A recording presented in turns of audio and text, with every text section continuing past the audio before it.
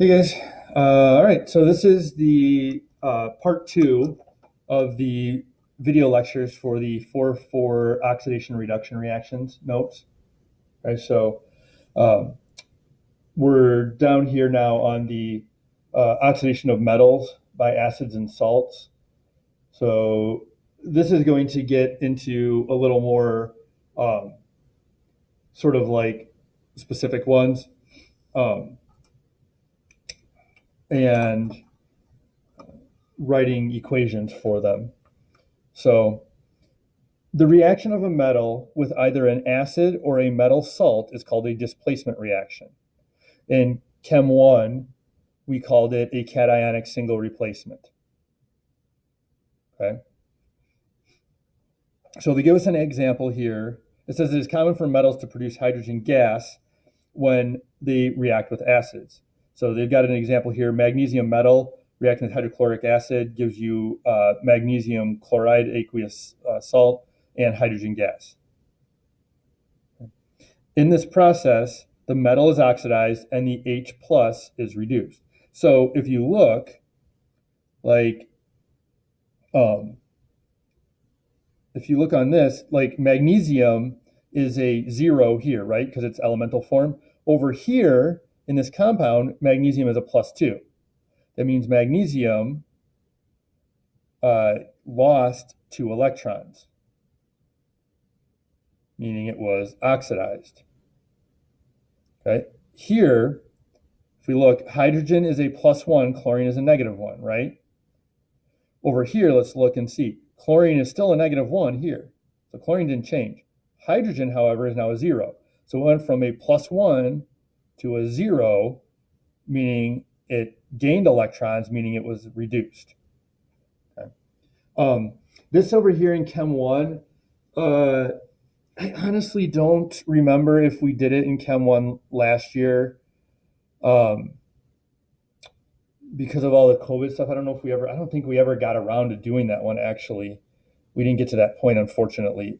Those of you that had chemistry a couple years ago might remember it, but putting an aluminum metal wire into copper sulfate, blue copper sulfate,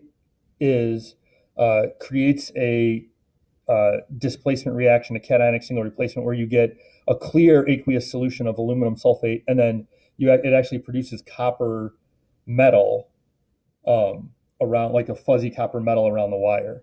So I just wrote that in there because when we normally do that, it helps people remember, realize what's going on there. Okay. All right. So activity series.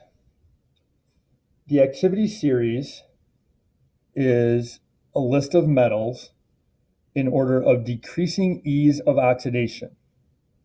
Okay, now we use the activity series some in Chem 1 to determine if a chemical reaction is going to occur or not, right?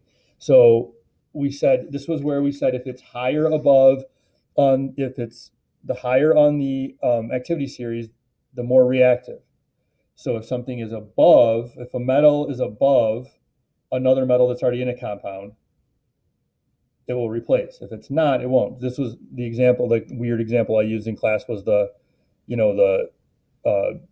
big buff guy comes up on the beach, and there's a wimpy guy with a girl, and he, beats him up, takes the girl. He's stronger. But if it's the wimpy guy coming up to the buff guy and the girl on the beach, the wimpy guy can't get the girl away from the buff guy, so they just stay together and nothing happens. That was the example of the activity series single replacement cationic that I used. Hopefully you remember that.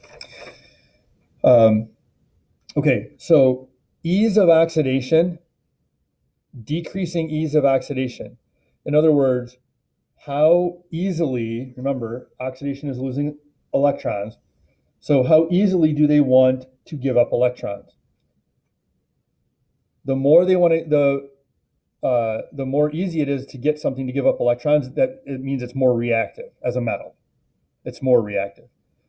The less it wants to give up electrons, the less reactive it is. Okay, so I have page 141 in your book, but I gave you guys this this activity series here. of metals in aqueous solution. Okay, so this is the activity series. The ease of oxidation increases as you go up, meaning it's more reactive as you go up.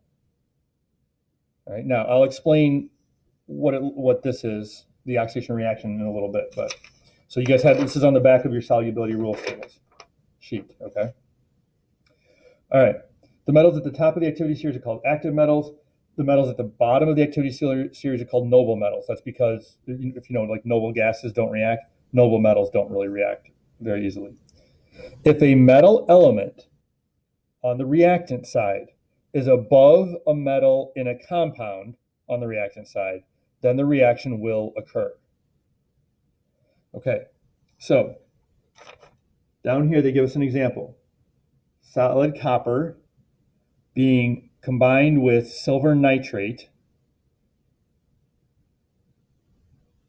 will the reaction occur? Okay, so if we look here, we've got copper and we're comparing it with silver because that's the metal in this compound.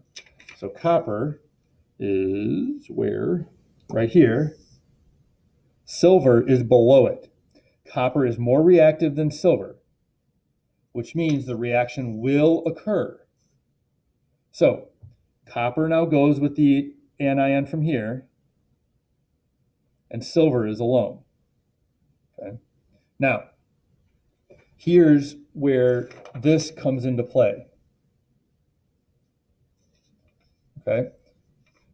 If you were doing this, let me just get a piece of scratch paper here real quick. Okay.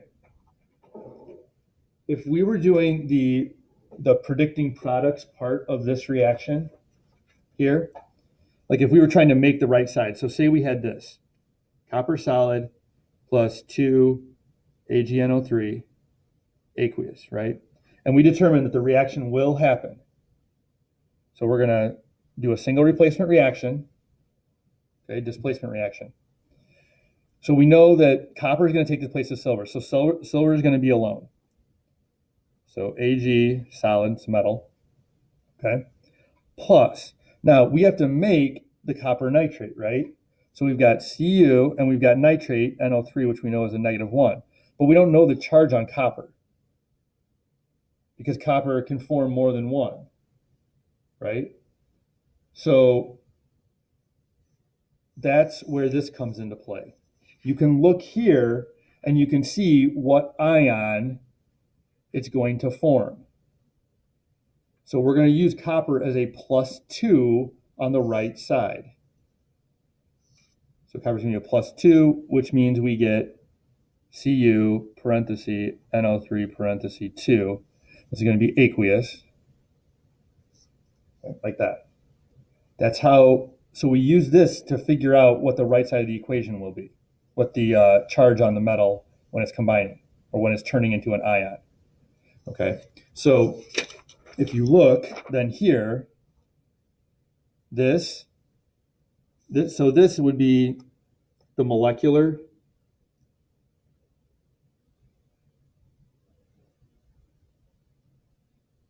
and this is the net ionic.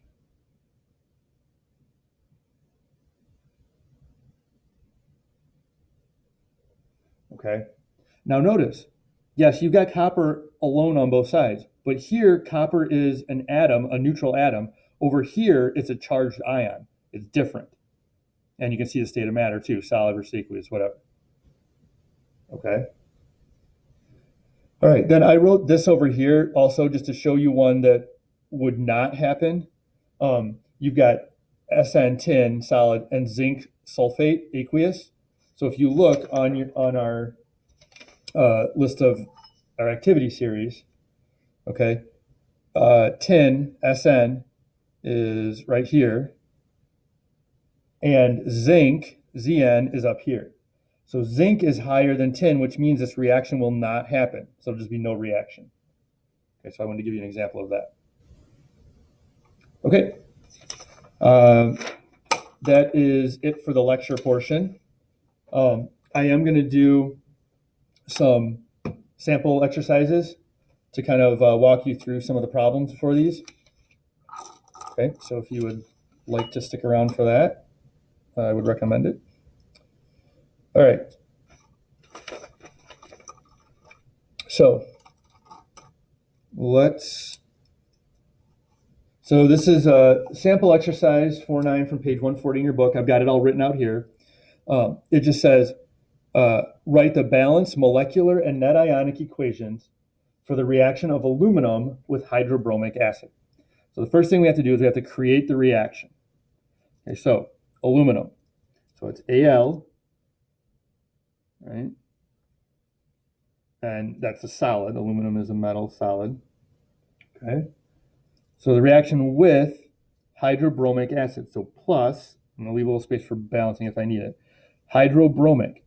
So it's an acid, so it's H plus. The hydro tells us it's monatomic, so it's Br -1, bromine. You cross down, you just get HBr. And this is going to be aqueous, our acid.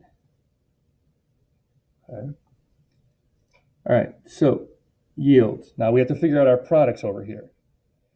So this is a metal with an acid, right? So this is going to be where it was talking about here. It was common for metals to produce hydrogen gas, right? So we're going to get a product of, and it would make sense because the positive switch. So hydrogen gas, okay, plus, and then we got to put together whatever's left over. So the aluminum, if we look on the periodic table, is a +3. Bromine, we already know, is a -1. You cross down, we get AlBr3, right? And this is going to be aqueous. All right. Okay, and if you're wondering, like, how do you know if it's aqueous? Well, if you've got one aqueous thing, you're going to usually have to end up with something that's aqueous. But if you're unsure, you can even go back to your solubility rules. Like bromine is here, it's aqueous unless it's an exception. Aluminum is not an exception, so it'd be aqueous. Okay, so we have this. Now, this is the, we need to balance it. So let's see. I just need no, I don't. I need a 6 here, a 3 here, and a 2 here, and a 2 here. There we go. Okay. So this is the molecular, right?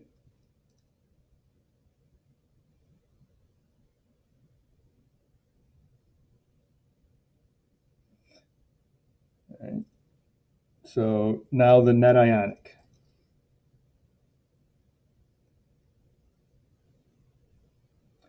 So the net ionic, we take out spectator ions, right? Things that are the same on both sides. Well, if you look, it's going to be something that's aqueous, right? So what's the only thing that's aqueous on both sides? Bromine. Bromine is our spectator ion. Oops, sorry, let me center that a little. Bromine is our spectator ion. So we're going to pull out the bromine, we're going to write everything else. So we've got +6.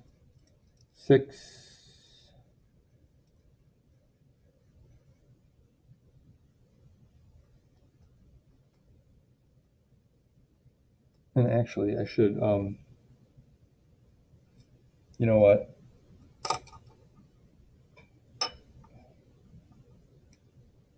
The balancing isn't always the same for the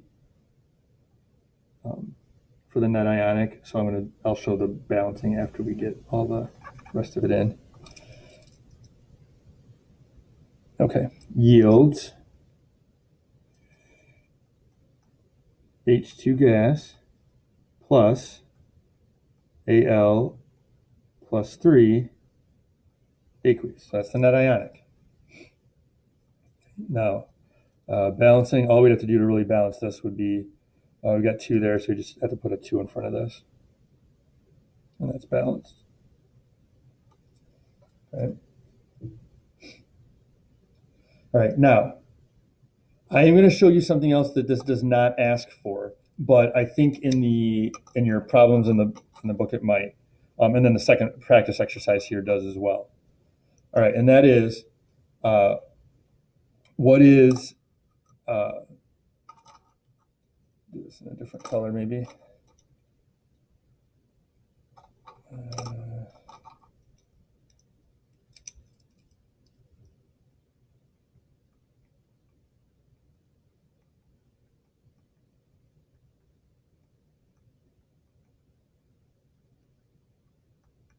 What is oxidized and reduced in this reaction? Okay, so you can either use oil rig or RLOG. Okay, I think when you're looking at charges, the RLOG is easier, but again, it's up to you. So if we look, aluminum went from a 0 to a +3, right? So that means aluminum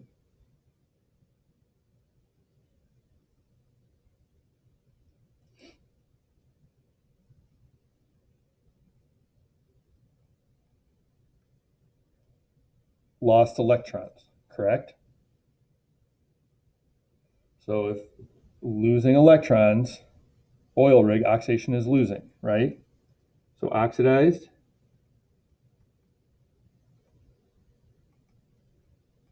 is the aluminum. Okay, now what got reduced?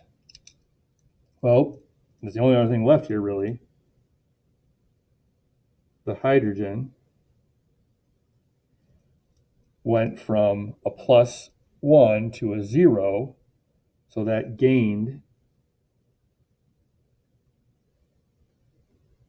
electrons, right? So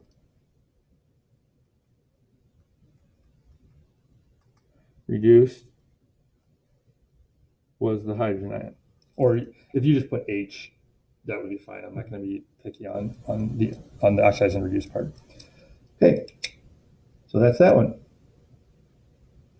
All right, now same thing as the other video. I'm going to do a second the practice exercise from that page. If you guys want to try it yourself, just pause the video, try it out, and then you can come back and see the answer. Okay, so write the balanced molecular and net ionic equations for the reaction between magnesium and cobalt-2 sulfate. So I'm going to do this one a little more quickly. Magnesium, Mg solid, cobalt-2 sulfate, cobalt 2 tells us +2, sulfate, SO4 -2. That reduces to 1 and 1, so it's COSO4 aqueous. Yields. Now, we can check and see if this would happen. We're assuming it is because they're telling us that like it needs to, but magnesium and cobalt, cobalt is here, magnesium is above it, so this reaction would occur. So we're going to get cobalt alone. It's not a diatomic, it's not part of Hofbrinkel, so it's just cobalt plus, and we're going to put magnesium and sulfide together. Magnesium's a +2, I'm sorry, I said sulfide, sulfate. Sulfate, -2, again, they reduce, MgSO4, and that's aqueous. Okay. Balancing, there's no balancing. Everything's already balanced on this, so we're good with that. So that's our molecular. Okay, now our net ionic.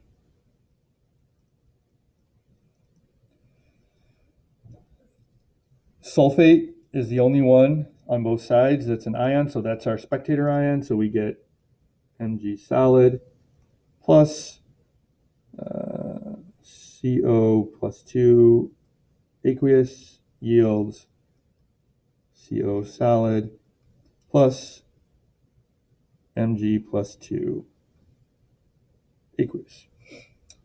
All right. Part B, what is oxidized and what is reduced? Okay, so oxidized, RLOG, Og oxidizes gaining charge. So what gains charge? Well, magnesium lost electrons, right? Gain charge. So oxidized is going to be the magnesium, which means reduced has to be the cobalt. Okay, and this, I mean, you can look up here. Cobalt went from a +2 to a 0, so it gained. There you go. Oh, sorry, I realized it was off the screen there. Okay. If you guys have questions, let me know. Other than that, good luck. And I will talk to you all later, hopefully.